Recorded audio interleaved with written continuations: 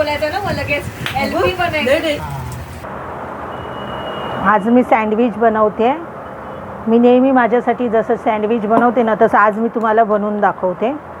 त्याची खोबरं मिरची आणि त्याच्यात मीठ टाकून वाटून घेतलं आहे. ती मी एका स्लाईसला लावते.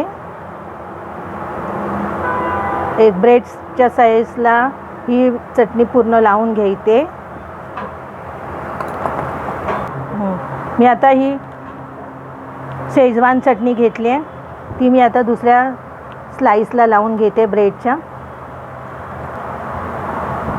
मी एका ब्रेडच्या स्लाईसला मी खोबऱ्याची चटणी लावले, एका ब्रेडच्या स्लाईसला मी शेजवान चटणी लावले. मी आता त्याच्यामध्ये मी कापून ठेवलेले सँडविचचे आतलं सगळं मटेरियल जे आहे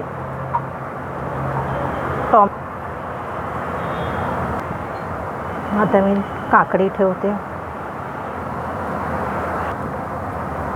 बीटरूट,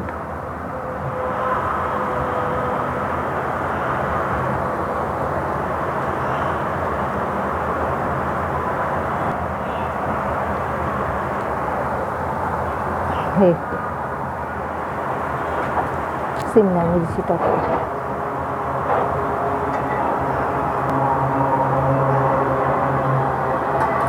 मिरची टाकले.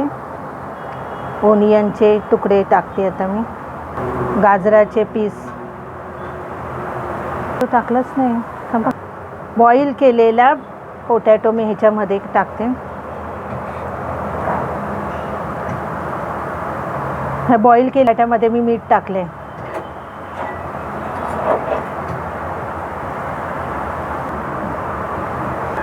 ब्रेडमध्ये मी आता हे सगळं सॅलेडचं स्टफिंग करून ठेवलं. आता मी हे शेजवान चटणीचं स्लाईस आहे ते मी त्याच्यावर टाकून त्याला चांगलं दाबून करते.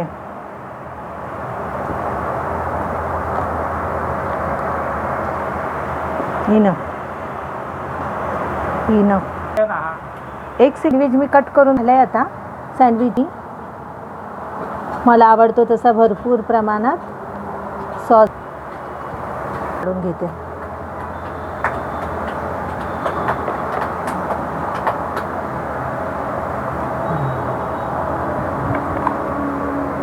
आता हे मी सँडविच खाणार.